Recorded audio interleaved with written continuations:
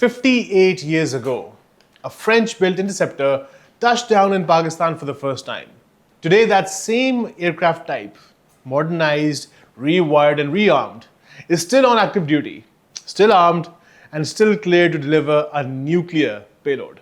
Over the past few days, reports have emerged that Pakistan Air Force is extending the life of its Mirage 3 and Mirage 5 fleet by fitting the aircraft with Italian Leonardo Grifo E AESA radar, upgrading their avionics and integrating them with Pakistan's indigenous Link 17 tactical data link. That means these Cold War era fighters will now be able to share targeting information, exchange sensor data, and operate as a part of Pakistan's modern network alongside the 4.5 generation combat aircraft. Most air forces retired their Mirage 3s decades ago. France retired its own Mirage 5s years back. Pakistan is still flying combat sorties in these, most recently in 2019 over the skies of Kashmir. This week on Radar Mode, we answer these questions. Why is Pakistan Air Force still flying Mirages? Where did these aircraft even come from? What has it done in real wars? How has Pakistan kept a 1960s airframe combat relevant into the 2020s? And how much longer can this last? Today, we break it all down. My name is Qasim, and you're watching Radar Mode on Pakistan Connect. Let's get into it.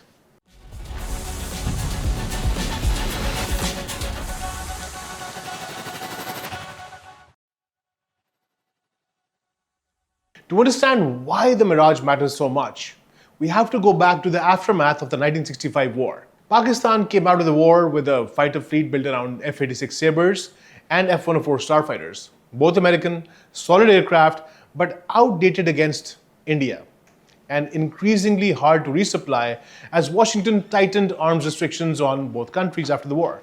The Pakistan Air Force needed a modern, radar-equipped, long-range interceptor and strike aircraft that didn't depend on American approval. France's Dassault Mirage 3 fit that bill almost perfectly. A delta-wing Mark II capable interceptor that had already impressed air forces from Australia to Israel to South Africa. Pakistan placed its orders in mid-1960s, and on the 8th of March 1968, the first batch of Mirages was ferried into the country. The unit given the honor of standing up, this particular type, was the number 5 Squadron, under the legendary squadron leader, later Air Commodore M.M. Alam. The 1965 war ace, credited with some of the fastest air-to-air kills in the jet combat history. Between 1968 and 1971, Pakistan took delivery of around 24 newly built Mirage 3s, single-seat, 3 EP interceptors, 3 DP twin-seat trainers, and 3 RP reconnaissance variants, with 10 more 3 RPs ordered in 1975. This induction made Pakistan the only air force in South Asia operating one of the most advanced combat jets of that era. The PAF did not stop there. Over the following 2 decades, it became a magnet for second-hand Mirages other countries no longer wanted. 50 ex-Royal Australian Air Force Mirage 3Os and 3Ds in 1990. 24 ex-Spanish Mirage, these are Mirage 3EEs and DEs. 9 former Lebanese Mirage 3ELs. And roughly 40 used Mirage 3Es from the French Air Force itself from 1968 onwards. Add in the Mirage 5, the stripped-down, extra-fuel ground attack derivative, and by the 1990s, Pakistan had assembled the largest and most diverse Mirage 3/5 fleet operated by any other country in the world. Today, France does not fly the type. Australia retired its Mirages in the 1980s. Israel moved on to the F-16s. Pakistan is now the last operator of the Mirage 3 anywhere, and the last major operator of the Mirage 5. The Mirage's first real test came in just 3 years after induction, in the December 1971 war with India. At the outbreak of the war, the Mirage 3 was the newest, most capable aircraft in PAF's inventory, ahead of the F-86 Sabre, the F-104 Starfighter, and the B-57 Canberra. These were the bombers that made up the rest of the strike fleet. The bulk of number 5 Squadron Mirages operated out of PAF base Sargodha, with a detachment of 6 aircraft pushed towards Tumiawali to backstop night air defenses and reinforce the strike effort behind Pakistan's ground offensive in the west. Compared to the aging Sabres and Starfighters, the Mirage generated a higher sortie rate, navigated more precisely to deep targets, and egressed at a higher speed after the attack. Squadron level data from the war shows the Mirage 3 and the newly inducted F6 recorded the best utilization rate of any type in the PF inventory. 1.6 sorties per aircraft per day, directly rebutting the long-running claim that PAF had its prestigious new Mirages back out of fear of losing them. It wasn't a perfect debut. The Mirage's strike weaponry hadn't yet caught up to the airframe, and its radar struggled against low-flying targets over the cluttered Western Front. But the aircraft proved the core value. It was the platform PF trusted most to fly into contested battle space and come back. Things were froggy in the east, but in the west, the Mirage had done exactly what it was bought to do. By the early 1990s, the Mirage 3 and 5 fleet had a real problem. The airframes were very sound. Many had low flight hours, especially the second-hand imports. But the avionics were stuck in the 1960s. Meanwhile, Pakistan's hope of rebuilding its strike capability around the large F-16 fleet had collapsed. The Preston Amendment cut off any further sales of F-16s over the Pakistan's nuclear program, leaving PAF's planned strike backbone stranded. So Pakistan turned to the platform it already had in numbers. In 1992, PAF launched Project Rose. Rose stands for Retrofit of Strike Element, built with France's SEGAM and Italy's FIAR, carried out largely at the Pakistan Aeronautical Complex in Kamra. The Rose upgrade wasn't cosmetic at all. 33 Mirage 3s were rebuilt as Rose 1 aircraft for air superiority and strike, fitted with a Gryphon M3 radar, a new heads-up display, multifunction displays, hands-on throttle and stick controls, INS, GPS, a radar warning system, and modern countermeasures. 34 Mirage 5s got a parallel upgrade specializing in night and all-weather strike. The first 20 as Rose 2 with forward-looking infrared, and a final 14 as Rose 3. The weapons integration is where the Mirage earned its second life. Through South Africa's Denel, Pakistan license-built the H2 and H4 standoff weapons, glide bombs carrying a roughly 600 kg warhead out to 60 and 120 kilometers ranges respectively. Letting the Mirage hit targets without flying into enemy airspace, Pakistan also added the indigenous Raad air-launched cruise missile, first tested in 2007, ranging from roughly 350 to 600 kilometers in the newer Raad 2.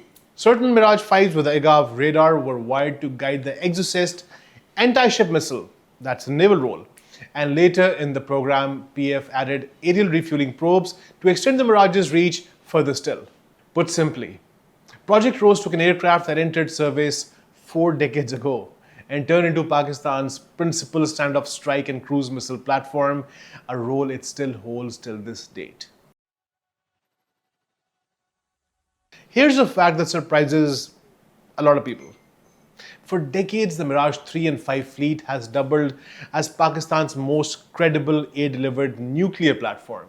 The Bulletin of the Atomic Scientists has assessed that Pakistan has embarked roughly 36 nuclear warheads for delivery, specifically by Mirage 3 and Mirage 5 aircraft, each with an estimated yield of up to 12 kilotons, in the same range as the Hiroshima weapon, with a combat radius extending to roughly 2,100 kilometers on external tanks. The Mirage 5 fleet is believed to carry the gravity bomb strike role, while specific Mirage 3s have been used for test launches of the Raad and Raad 2 cruise missiles. That's a big part of why retiring this Mirage 3 isn't as simple as swapping into a newer airframe.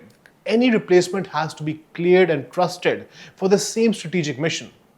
There are signs that the JF-17 is being groomed to eventually inherit part of this role, but for now the Mirage remains central to it. If anyone doubted the Mirage 3 had teeth, February 2019 put that to good rest. On the 26th of Feb, Indian Mirage 2000s crossed into Pakistani airspace and struck a target near Balakot with Spice 2000 precision-guided bombs. The next morning, Pakistan responded with Operation Swift Retort, its largest coordinated air operation since 1971, and the first time since that war that both air forces have struck across the line of control. The strike package PAF sent in was a genuine mixed formation. F-16s and JF-17s flying escort and top cover, a SAB ARI airborne early warning aircraft, and a Falcon Da-20 electronic warfare jet, trailing behind to extend situational awareness. But at the heart of the strike package itself was the Mirage 5 from number 15 Squadron.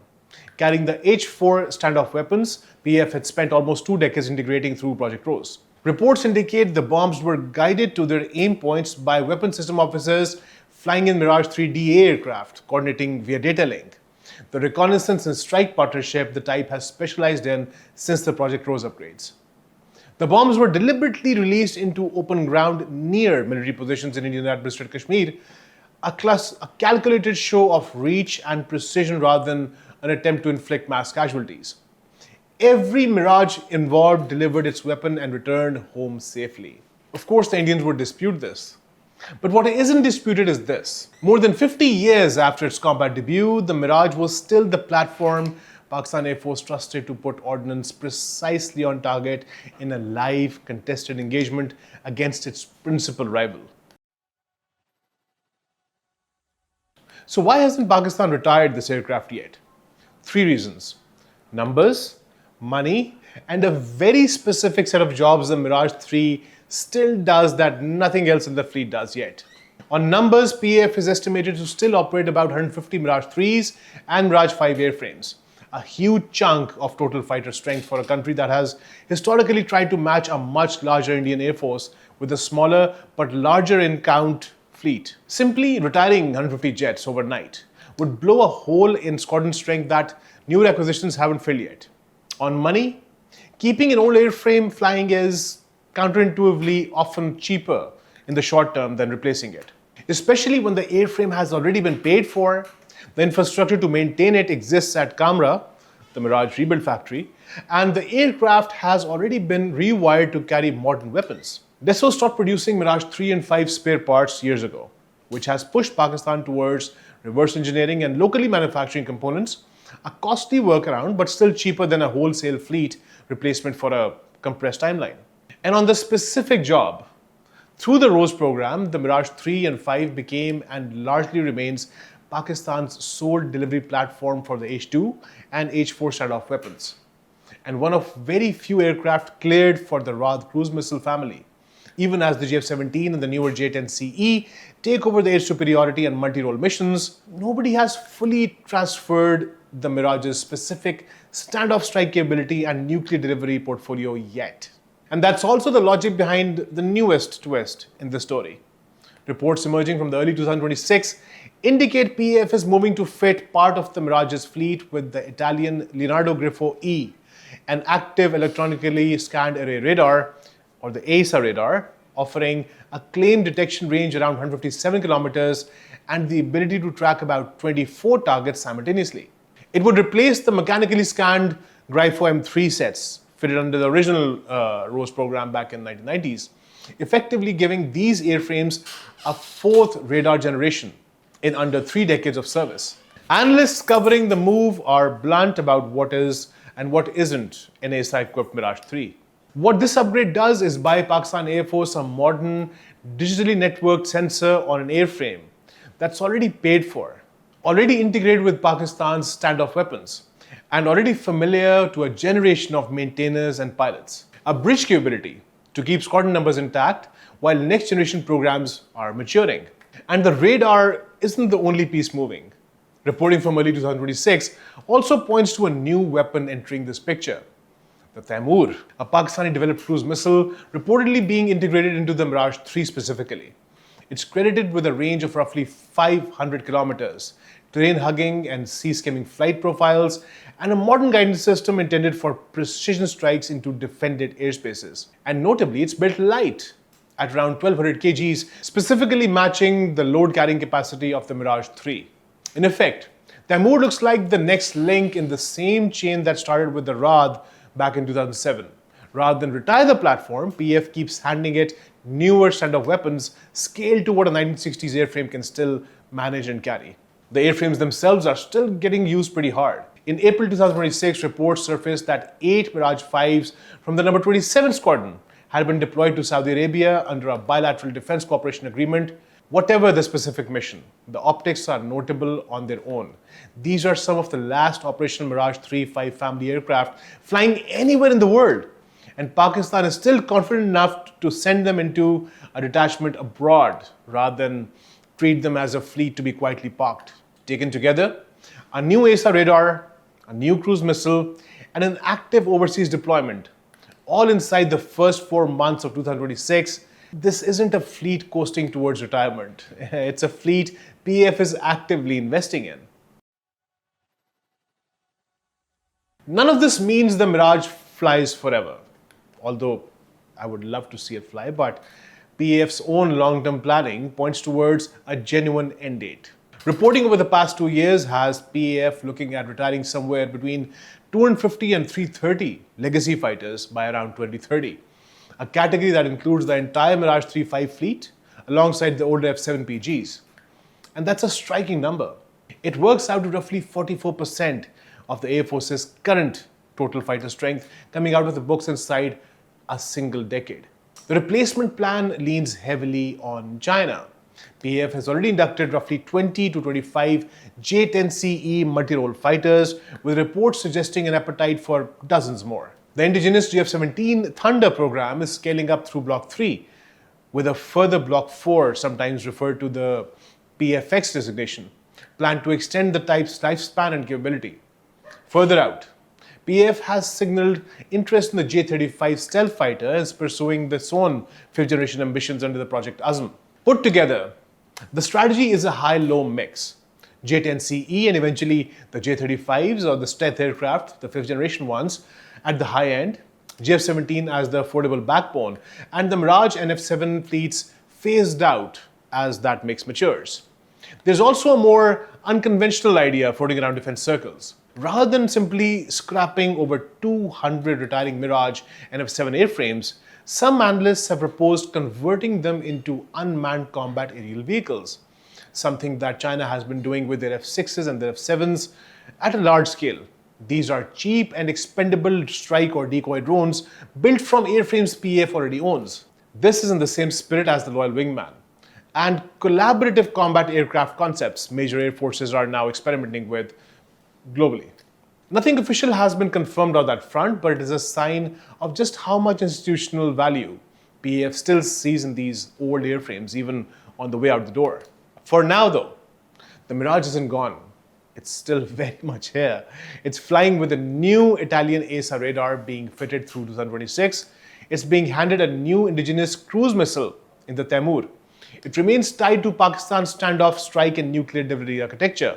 It was on a foreign deployment to Saudi Arabia as recently as this April, and it was still dropping guided munitions in live shooting engagements as recently as 2019. 58 years after its first landing in Pakistan, the Mirage hasn't survived by accident. It survived because Pakistan kept finding new reasons to rebuild it. That's all from Radar Mode this week. If this episode gave you a clearer picture on why Pakistan still flies the Mirage, like this video, subscribe to Pakistan Connect, and share it with someone who needs to see this. Share your comments, tell us what you think and what we missed, what you want us to cover next. We read all of your comments. My name is Qasim. You've been watching Radar Mode on Pakistan Connect. Stay aware, stay informed, and I'll see you all next week.